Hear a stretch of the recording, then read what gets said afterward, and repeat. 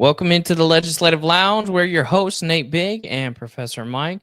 We're glad to be here with you guys this Monday evening, and we've got a lot to go through here tonight because there's been a lot of movement since the election went down in a lot of different areas. But tonight we're going to go through the staff because it's pretty much put together at this point in regards to Trump actually nominating everybody that needs to be in a position of his cabinet.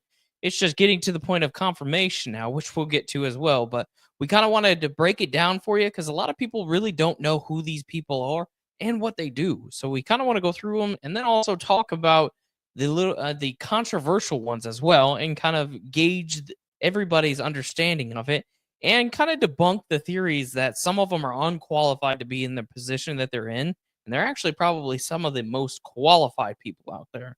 So we're going to jump right in. Mike, did you have anything to say? No, I'm ready to jump right into Miss Susie Wiles. Absolutely. So first up, if y'all didn't know, she also was also part of Reagan's campaign. Oh, okay. That is something I did not know. But yeah, so Susie Wiles is the White House Chief of Staff. Now, the thing about her is not only is she just a force to be reckoned with and in a lot of different ways, but a lot of people don't know her appointment as the White House Chief of Staff is actually a historical move because she is the first female White House Chief of Staff that has ever been appointed in the history of the United States. So Donald Trump out here making moves for the DEI. Yeah, and like I said, she was also part of Reagan's campaign. Right. And yeah, if you actually look in her history, she's made some pretty huge steps, and it's been mostly in the background. Right. Yeah, I know that she's been talked about a lot by even Donald Trump himself because, even though she's she on the side of Donald Trump, she's also somebody that will challenge Donald Trump in a lot of his thought patterns, things like that. Some of them he listens to, some of them he doesn't, obviously. I mean, it's more she takes on that advisor role, but for those that aren't aware, the office of the Chief of Staff is responsible for basically directing, managing, and overseeing all the policy development, daily operations, and staff activities for the president himself. So she's basically his walking, talking itinerary.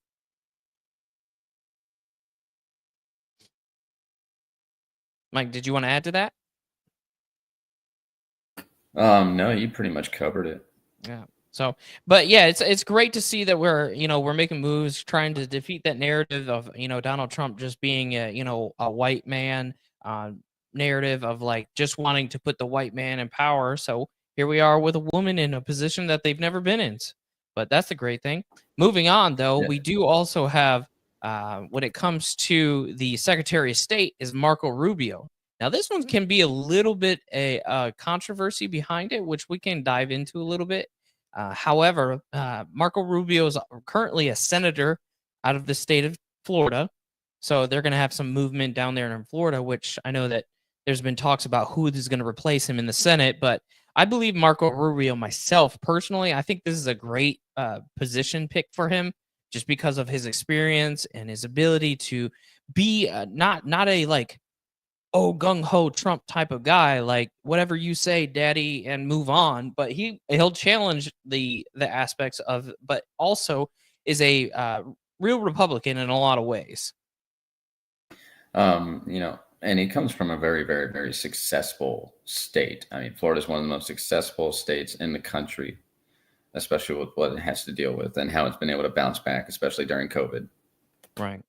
Right. And I mean, so he's been a senator, I believe, since 2011.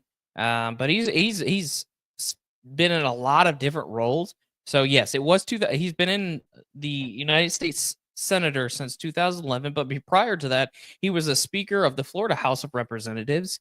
And then obviously before that, he was just a member of the House of Representatives in the state of Florida. So he has a long political career of, really being there for the Floridians in particular. But yeah, a lot of the people that have talked about him think that he's ill prepared for this position because for some reason they want to call him a warmonger. I've never seen this in myself. I don't know where they're getting this from. I mean, when I take a look at his voting records and whatnot, it seems like he's very, very conservative in a sense that, you would think a conservative would be wouldn't be pro any kind of war or whatnot. Yeah, and I believe when he actually went into the race for senator, he dethroned the incumbent Right. at a very young age as well. Right. Now, that is so the Secretary of State. A lot of people aren't aware of what that position may or may not do. But diving into the actual duties of it, that is something that evades a lot of people. So basically what they do. The president, with the advice and consent of Congress, obviously confirming him, the secretary carries out the president's foreign policies through the State Department and Foreign Service through the United States. So he's basically the primary contact point for the presidency when it comes to any kind of interactions with other countries and the policies therein and how we interact with one another.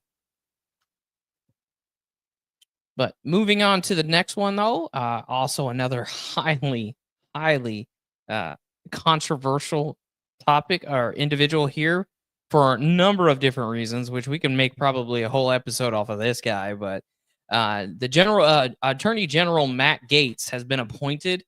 He's actually already removed himself and resigned from Congress. Now, a lot of people think that was a stupid move, but honestly, Mike Johnson came out and talked about how that was a great move because it gives them just enough time to be able to put through a special election down there in the Pensacola area where he's from in Florida, so that way they can by January 3rd they can have the new person to take over his spot in Congress to be sworn in with the rest of the other newly elected or returning elected incumbents from the House of Representatives. But Mike, you want to go into a little bit about what his background is and kind of like what the controversy around him is, basically? Now, I mean, there's some allegations, especially that rose up when there was talk about him becoming an attorney general, and they have to do with him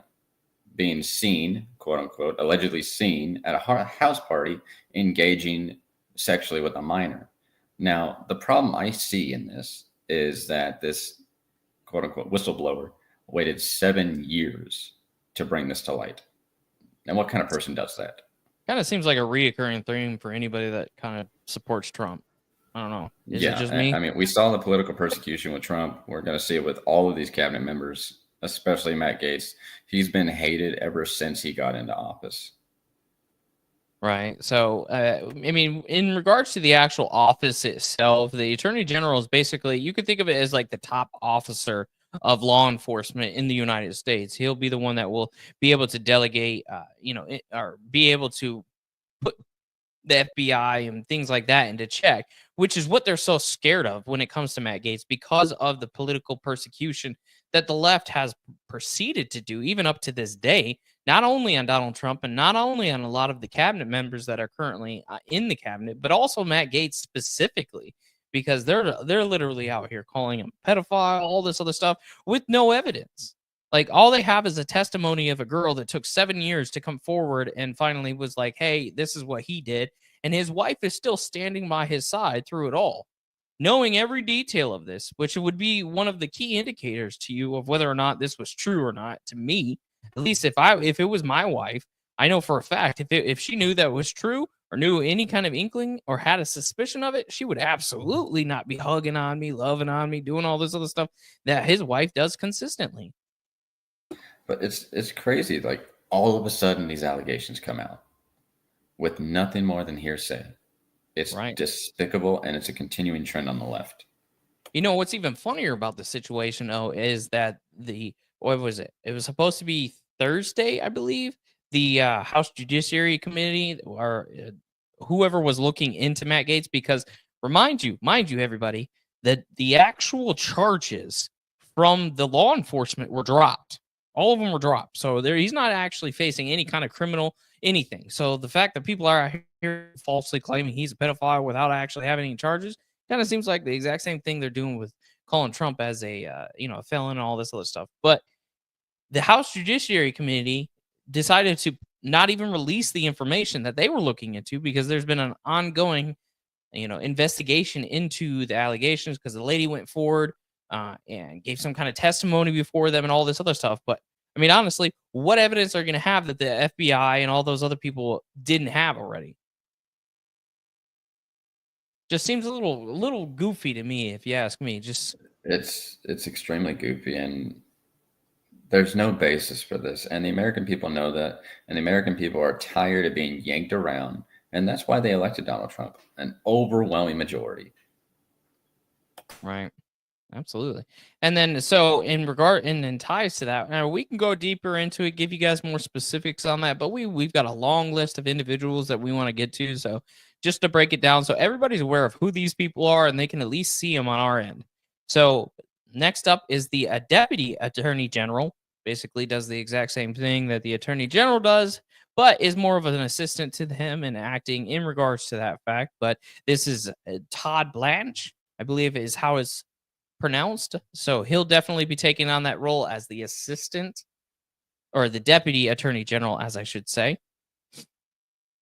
Not really much more to it than that, but just because there we go. This is the one, though, that another one that is highly controversial. Robert. I'm so excited for this guy. This is one of my favorites as well. So he's going to be acting Secretary of the Health and Human Services Department. What that entails, basically, is he's going to be the overseer of the FDA, NIH, CDC, everything that's health related. But the problem with this is a lot of people don't like the fact that he doesn't have any doctoral experience of being a doctor or a medical scientist. Can I cut in real quick? Yeah. Let's look at the current. I mean, I know we don't have a picture of her or him. The current head that RFK is replacing, Richard Levine. Mm-hmm. You're talking about a person that never served in the military, that was just given the rank of admiral. That is despicable, especially for me as a veteran. Like, we don't just hand out ranks. These ranks are earned through blood, sweat, and tears. And you're just giving it willy-nilly to somebody that didn't earn it. Not to mention they're the head of Health and Human Services. And they may or may, there we go. They may or may not suffer from something that's listed in the DSM-5. This is the currently active Health and Human Services. This is a transsexual individual that is obese and overweight and thinks that they are a female when in reality it is a biological male. And this is the individual that they think is more qualified than Robert F. Kennedy Jr. in regards to trying to tell us what's healthy and what's not. Like, for instance, when it comes to Robert Kennedy, I mean, this is a 60, how old is he, Mike? I don't even know exactly. He's 70 years old, right? I mean, this is one of the most fit 70-year-old people that I've ever seen in my life. Like, I mean, let's see if I can find a photo for y'all. So, I mean, just to put this in perspective. The dude can incline bench, I think he can incline bench 205. Look at that guy. Like, look at this. This is a 70-year-old man who doesn't eat, besides the photo that just came out, which I'm thoroughly shocked by. But this is a 70-year-old man that doesn't even eat McDonald's, fast food, all this other stuff. And yet he still looks like that. It's crazy to me. And the only reason why people don't like this man is because of his stance on vaccines and all these other items that they think is it's been researched. Well, in reality, no, it hasn't, because it hasn't been peer reviewed in a lot of different ways. And when it comes to vaccines or ingredients of food, we already know that people are suppressing that information. Now, I will proudly admit, me and my wife are completely anti-vax. I don't care if you don't like that. Oh, well, I am, because we actually have stacks of research books that we can show you why we're anti-vax. Plus, my children are basic test subjects. My first daughter, I was dumb enough to get her the vaccines up to 12 months, and my youngest has 0 vaccines her entire life. Guess who gets sick more often? Guess who gets sick almost never? It's those kind of things that we want to look into, and that's exactly what Robert F. Kennedy Jr. is going to be looking into. Is he's wanting to know, why is there so much child obesity and child sickness? We lead the world in child obesity and sickness. We are one of the. Oh, go ahead. Sorry. No, I go think the ahead. child obesity rate right now is just over 20%. So that is terrible. That's 20% crazy.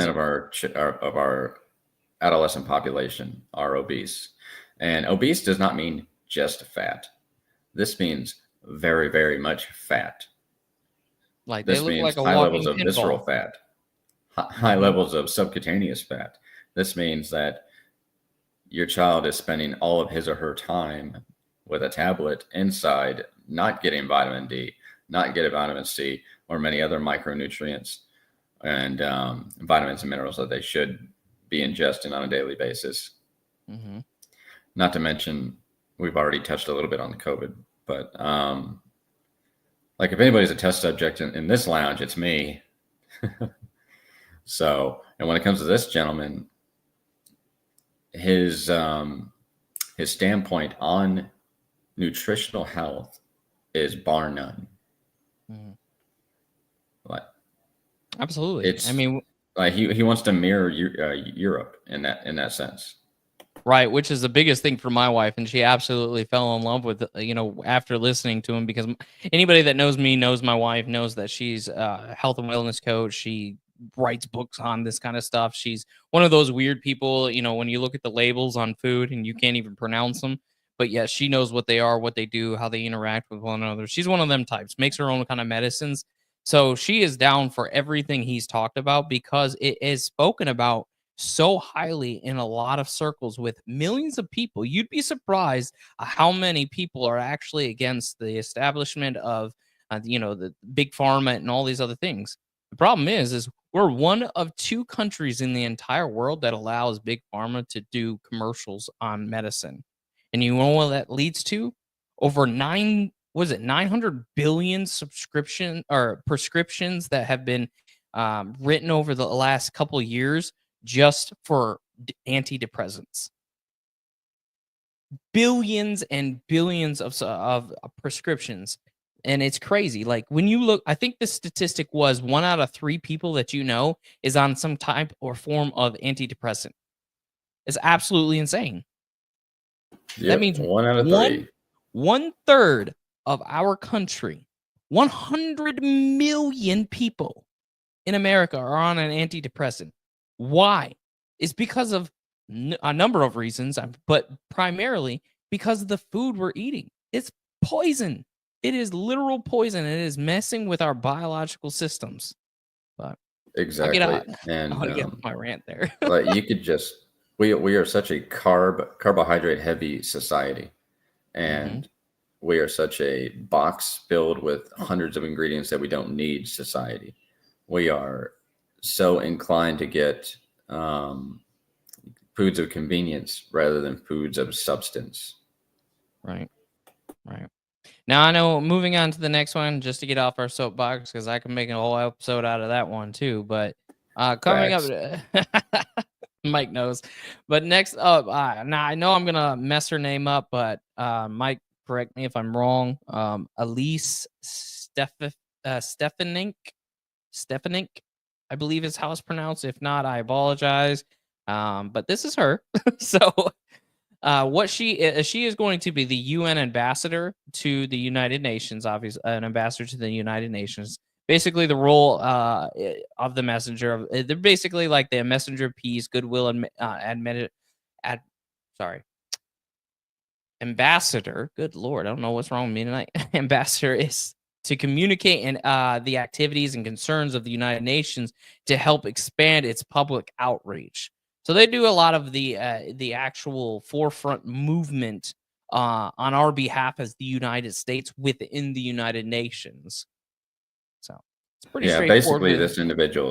this individual is going to be appearing in the United Nations meetings when President Trump is unavailable.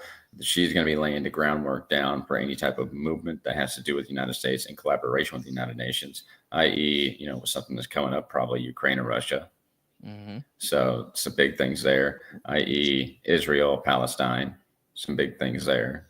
So More she's specifically, got to she'll work. be. Oh, go ahead. Yeah, she's got to work cut out for her. Yeah, so more specifically to what Mike just said, she'll be helping with the formation of the brokering those peace deals between those nations, along with some others that, you know, Taiwan and China and all that other stuff too. So she is definitely going to be on the forefront of the American name, basically. And I guarantee you, she's not going to be alone. I 100% guarantee you, JD Vance is going to be right there with her. Oh, absolutely. Yeah, that's what the vice president's a part of, is foreign relations. That's primarily one of their main duties. But the next one up is one of probably my second Kamala favorite. Harris. You're right. But the second one coming up is probably my second favorite man on this list, Tom Homan. Now, Tom Homan, if you don't know, was the previous director of ICE, which he is also notorious for being, he out-Trumps Trump. Let's put it that way. This man is literally a demon when it comes to somebody trying to overstep him and him just laying down the law.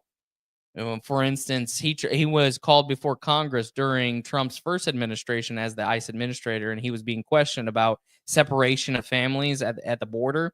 If anybody remembers this notorious video where he's being questioned by Alexandria Ocasio-Cortez, and she just completely got obliterated by him, and to the point where she gave up. She literally was like, whatever. Okay.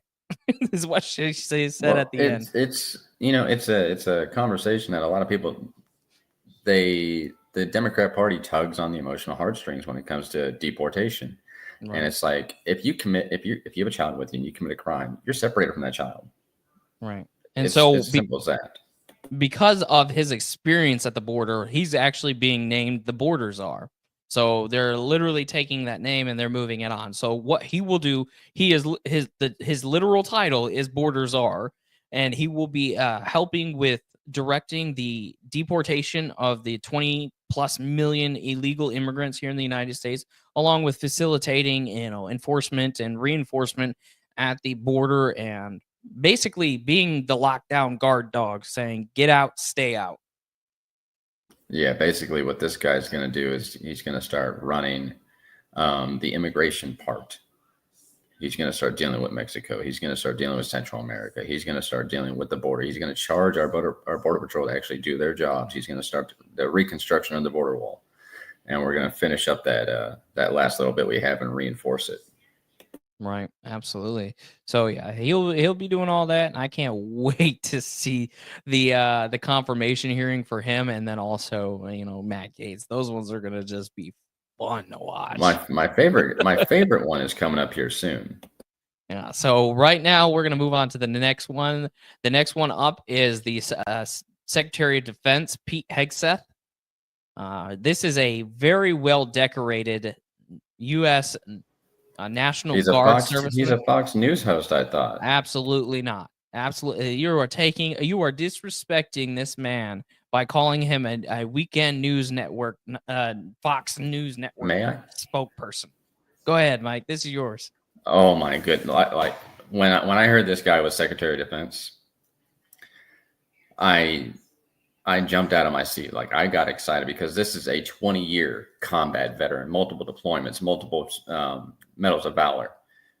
Like, there is nobody on this list that has more combat-related foreign influence than this guy right here. This guy is what we need for defense, for military defense, for national defense. This guy has been in the shit. He knows what to look for, and he definitely knows terrorists. Right. And I mean, I'm looking at his accolades in the U.S. military, and it's just astounding to me that people would simply write him off as somebody that's just a news anchor on a weekend show of Fox. I mean, this man was a major in the U.S. National Guard, so he would have been Tim Walz's daddy if he was still in the National Guard and didn't run away like a scared little, you know what.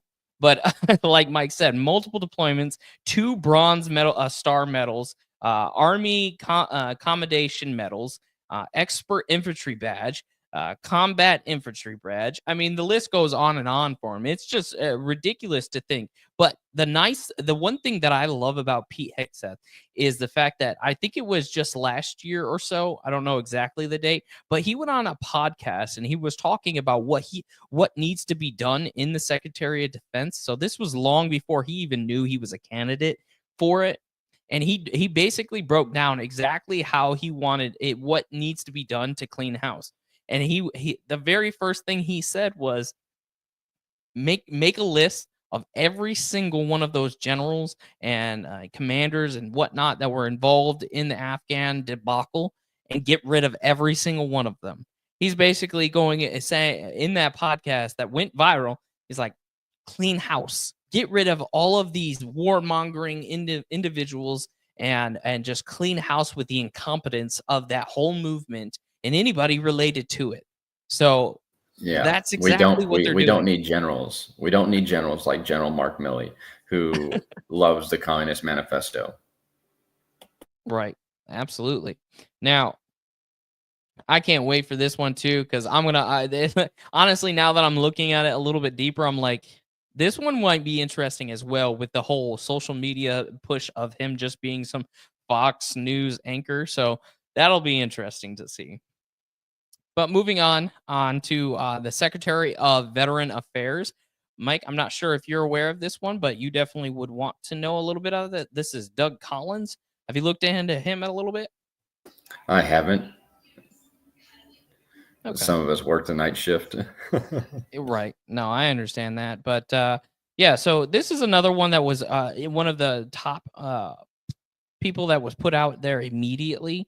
So when it comes to the Secretary of Veteran Affairs, they basically oversee the Department of Veteran Affairs in its mission to provide health, education, disability, funeral arrangements, financial benefits, basically everything veteran affairs related.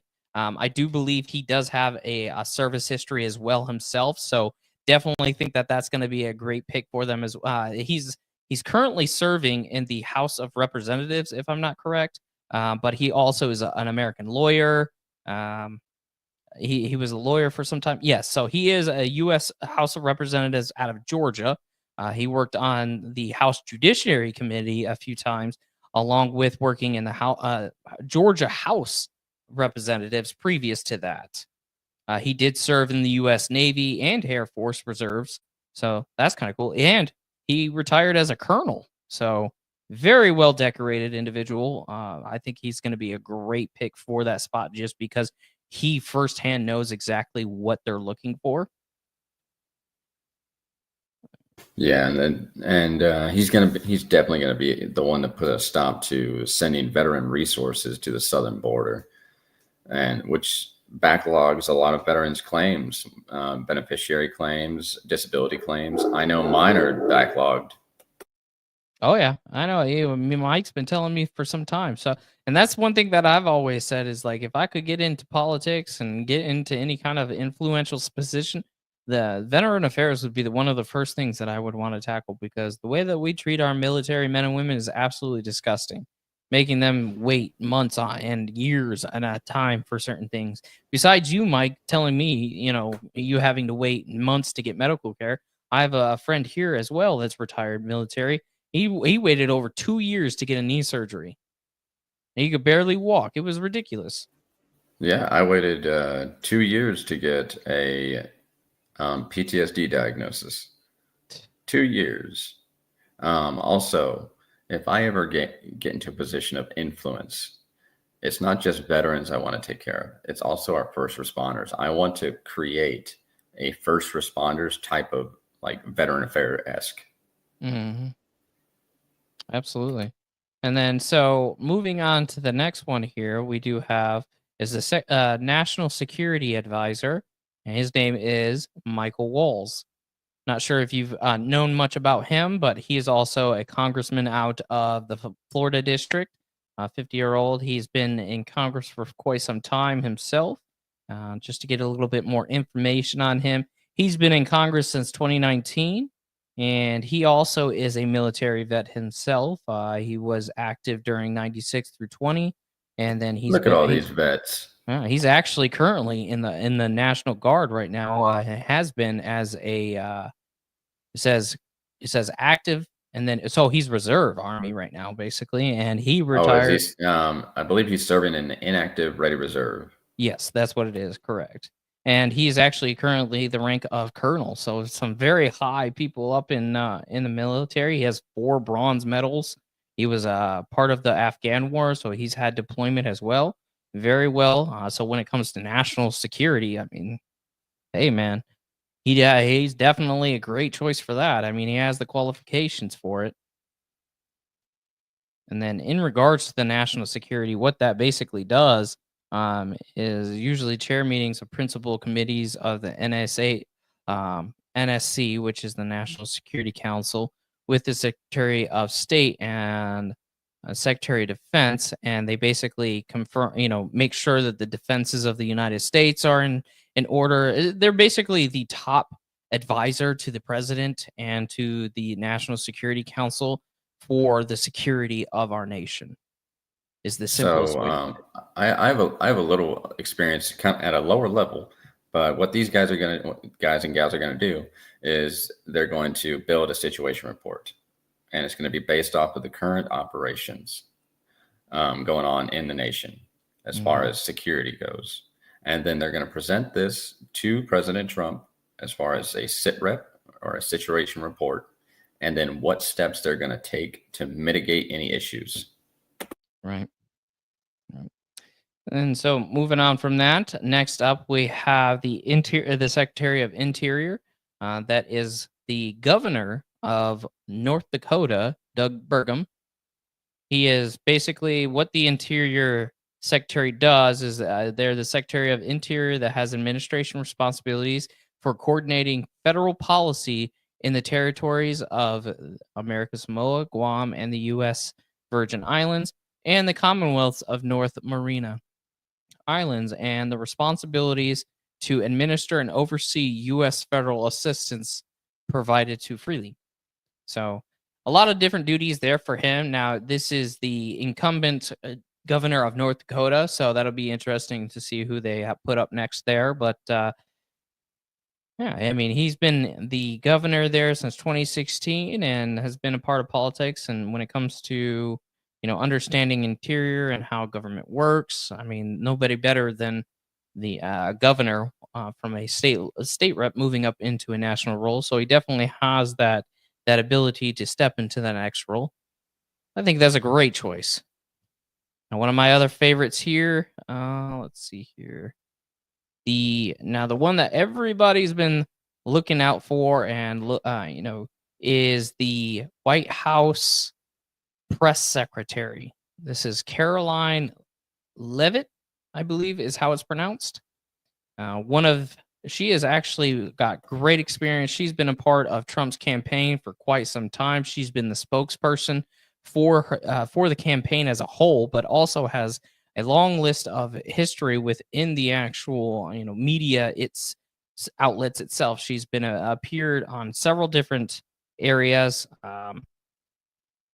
Yeah, a lot of people wanted Kayleigh McEnany to do the role again, but Sure. if Trump has a knack for picking strong women to fill these roles, and she's more of a force to be reckoned with than even Kayleigh McEnany. If you've ever watched her campaign press conferences,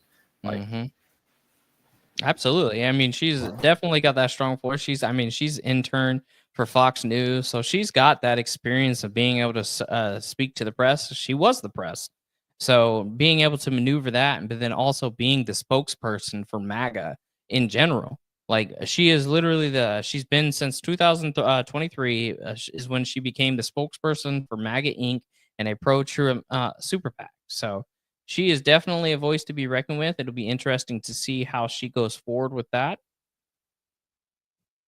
And then another one here, one of the more common faces, and somebody that is also quite controversial is Tulsi Gabbard. Now, Tulsi Gabbard, she will be acting Mike, remind me what she's going to be doing, actually. It just, oh, here we go. Director of Director National of National Intelligence. Right. So that's going to be a quite interesting one because a lot of people says that she is not qualified for this as well, which is quite interesting just because of her lengthy This is career. ironic. This is ironic, and it's a great. It's almost like a trolling move because the Democrat Party just put her on the terror watch list. Right. Oh yeah, I forgot about that. When I say that the Democrat Party has been persecuting everyone that is close to Trump, they have been doing it repeatedly, and it has been abysmal. And the fact that she is now director, or soon to be director of national intelligence, I mean, there's no better pick than 𝗪𝗪 Gabbard, especially with her own military career and background, her own deployment experiences, and her leadership in Hawaii. Right, absolutely. And just to give it a little brief understanding of what they do, and they basically oversee coordinations of relationships with the intelligence and security services of foreign governments and international organizations. Basically, they ensure the most accurate analysis of intelligence is derived from all sources to support national security. But looking at 𝗪𝗪 Gabbard herself, she is pretty well known within the Hawaii area, but also the western side of the country. But if you're following anything in regards to, the Congress and whatnot, she was she was part of Congress for quite some time, from 2013 to 2021 when she resigned to run for the presidency. She is also the one that completely obliterated Kamala Harris in the 2019 presidential primary debates and the Democratic primary, which was absolutely hilarious. She's also been the vice chair of the Democratic National Committee, the member of the Honolulu City Council. She's been a member of the Hawaii House of Representatives. So she has a long list of history when it comes to actually understanding politics and understanding their games, which is why she's such a deadly weapon on our side, because she knows everything that they do on the left and how they interact. So that's one of my things that I said on the radio station. They asked, what was my feeling about why they're attacking people like RFK and 𝗪𝗪 Gabbard. I said it's because they know their secrets. They were them. They hung out with them. They had dinner with them. They know everything. That's why they're scared of them. But even further than that, she also has a long history of serving in the U.S. Army. She's been in it since 2003, and it says that she's actually still currently a reservist in it. She's currently a lieutenant colonel. Long list of awards in combat. She was in the Iraq War, so she has been deployed. She has relationships with individuals around the world, which is part of what the issue is with her, is because of the connections that she does have with, people in the Middle East, some people in Russia. And that's why people try and, put out this nonsense that she's a Russian asset and all this other stuff. Moving on to the next one. Let's see here. I'm just going to go right down the list because I don't have photos of everybody. But did you get Kristi Noem? Yeah, I actually do have her. So Kristi Noem. Let me see here. If anybody doesn't know her, she is the governor of South Dakota. Right. And South Dakota was one, I think, the only state that did not shut down completely under COVID. Real quick, is it just me, or do Republican women just, I wasn't gonna say it, man. I wasn't gonna say it, but yeah, I mean, there seems to be a trend. Very nice trend.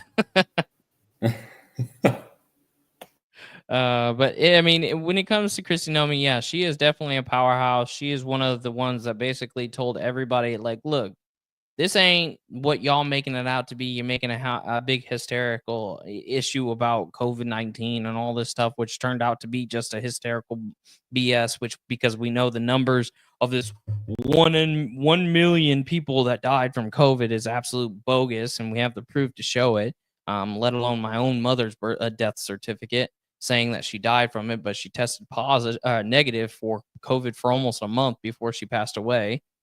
But I digress. So the office of the Secretary of Business. Yeah. So what she is, she's the Secretary of Department of Homeland Security. So what they do is they oversee that department, obviously, of Homeland Security efforts to counterterrorism and enhance security, secure and manage our borders. So she'll definitely be working hand in hand with Tom Homan while facilitating trade and travel enforcement, enforce and administer our immigration laws, safeguard and secure cyber. So there's a long list of just defense mechanisms, along with a little bit of trade and travel, which is actually new to me. So that's, you learn something every day. But she'll be doing that. What you're going to see is JD Vance is going to be moving around a lot. We're probably not going to see him a lot because he's going to be moving in the background. He's going to be working with the foreign relations part. He's going to be working with the border. He's going to be working with Tom Homan and Kristi Noem, securing our border, making America safe again. Right. And yeah, I mean, so when it comes to Kristi Noem, she has been the governor since 2019 of South Dakota, as we said. She's also been a part of the U.S. House of Representatives from South Dakota. She was there from 2011 2019. She's also part of the South Dakota House of Representatives from 07 to 11. She also has a military background in the U.S. Air Force, and I believe she's retired as a lieutenant colonel as well. So very a lot of high-ranking individuals. Absolutely, I'm loving this. I didn't even know most of this. So another good one here is the CIA director. That would be John Ratcliffe. I don't have a photo for him, but a lot of people have been talking about him as well in regards to his background and not understanding, where he's coming from, or they just think that he's unqualified and all this other stuff. But the problem is that, I mean, he's been a part of the United States House of Representatives here in Texas. He's been a mayor.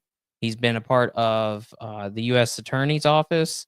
And he's got a long list of bachelor's degrees from a number of different. He's got his law degree from Southern Methodist University, and so he's got a definitely a good background, a solid background in regards to his need for that area. So I think, a lot of people have an issue with him because he might not have the, law enforcement understanding, but bringing somebody in with the experience of knowing what the law is, first of all, and being able to reassure and reinform our background, our FBI, CIA, all those individuals that we're all having issues with currently with overstepping civil liberties. Having a fresh pair of eyes that doesn't have that preconceived understanding of how a law enforcement agent's supposed to work can come in and clean house and make it operate the way it's supposed to based off of the Constitution. Well, let's be clear. This gentleman was in 2020 and 2021 the director of the National Intelligence Agency. Oh, okay. Well then, and he is an attorney, so he does have a background in law. I don't know which kind of attorney, but I would reckon maybe like a criminal attorney. It says private practice. So, but yeah, and that could be any number of things, right? But you have a former director of national intelligence going in to be the CIA director. I mean, that's just a career boost. Actually, he was appointed by W. Bush to be the chief of anti-terrorism and national security for the Eastern District of Texas. So, I mean, he definitely has that. I mean, he was an intern for the U.S. Attorney's Office and District. I mean, he has a long list of history. And he's young. Yeah. So, I think this is a great pick. I think it's solid. There may be better choices in regards to experience, but honestly, I'm that type of person that's like, hey, maybe you just need a new, fresh set of eyes that doesn't have the understanding or the teaching. Like, for instance, in my industry, we'd rather, you come in green rather than us having to retrain your bad habits, right? So that's the kind of what I'm looking at it as. And anybody that goes into the office and say, yeah, we need to clean this up, you have a good footing on me. Right. Now, in the comments too, you guys feel free to, if there's anybody in particular we haven't mentioned yet, definitely let us know. We can pull up their information right now and just really dive into it. But we want to keep going with some of these more controversial ones that a lot of people are just like, why are we doing this? So the one that I want to talk about right now is Yes. Doge. we can't Doge. we can't go without a podcast talking about the cabinet without Doge here. So we have Elon Musk and Vivek Ramaswamy taking over the Department of Government Efficiency. And a lot of people are Well, sitting here let's like, be what is that? clear. They're not taking it. They're not. They're starting it, Right. That is true. and it's a brand new agency, and you got a couple of billionaires. If anybody is efficient, it is these two gentlemen. One just caught his own rocket booster in order to save money and materials. The other financed his own presidential campaign. If anybody has the accolades for efficiency, financial efficiency, it's these gentlemen. Absolutely. And So 2 billionaires. I think the first thing that they were tasked with was to start getting to the bottom of what this $6.75 trillion spending that was going on. Yeah, I mean, when it comes to having, I mean, two successful, not even just successful, these are 2 billionaires that are looking into, making sure that our government, which is what everybody, including the left, has been complaining about, is the overspending of the American tax dollar and going to all these ridiculous nonsense, other countries and all these other things here in America that we really don't need. So to have two men that like no business, no numbers, no money to come in and say, "Hey, look, y'all don't need this stuff. We're going to get rid of it and it's going to help America save money and get rid of our debt," then I'm all for it. Yeah, not to mention like the other things that on the campaign trail that Trump was talking about as far as his tax plan and what he wanted to do with tariffs and all of that are embedded in the efficiency move. And a lot of people don't understand what tariffs, but we could either touch on that a little bit today, or we could do a whole episode on that. I think we're going to do that on our next episode, because there's a lot of people that want to, and we might bring somebody on to talk about tariffs actually. So stay tuned for that, guys. I got somebody in mind. And so that, because there's a lot of misconceptions when it comes to the tariffs, and, there's a lot of fear mongering going on whether or not there's going to be, a price hike for us as Americans paying for these goods coming in, but we'll be able to debunk that. Like we already have. Absolutely. So anybody in the comments, definitely let us know if there's anybody out. I mean, this list is long. I don't want to sit here and go through every single one of them because some of them are just, like the EPA administrator, Lee Zeldin. Great choice. EPA has to do with, the environment and things like that. I think Lee Zeldin has a great background when it comes to those kind of things. The U.S. ambassador to Israel, Mike Huckabee. Everybody knows Mike Huckabee. He was he's been in Congress. He's been the governor of Arkansas. His daughter, Sarah Huckabee, was not only the press secretary for Donald Trump in his first term, but is currently the Arkansas governor as well. So, I mean, very well-known names on here. Some of them you never heard of, but some of them you have. But me personally, I went through each one of them so far outside of the ones that were announced within the last 24 hours. Like Sean Duffy, who was just announced maybe about 2 hours ago as the Secretary of Transportation. Still a couple of them we have to look into, but definitely a great cast here, in my opinion. I think that there's going to be a lot of changes that Americans on both sides are really going to love. Agreed, and I'm really excited about Doge. I really want to see what it does. I was gonna bring up their profile or their little graphic that he created for. It's almost like the little dog. Yeah, because it's like you got to know Elon. He's one of the biggest trolls. He's probably second to Trump. Trump is the best troll in the world, but Elon is a very close second, and he's doing. Have you stuff seen out his here. tweets? I've seen a couple of them. Yeah. Oh my god, they are gold.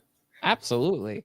I mean, the fact that he gave, like I when it comes to Twitter, I know they have those little tags or whatever, and like there's different colors of them, but I know that the gray ones mean that it's a government agency.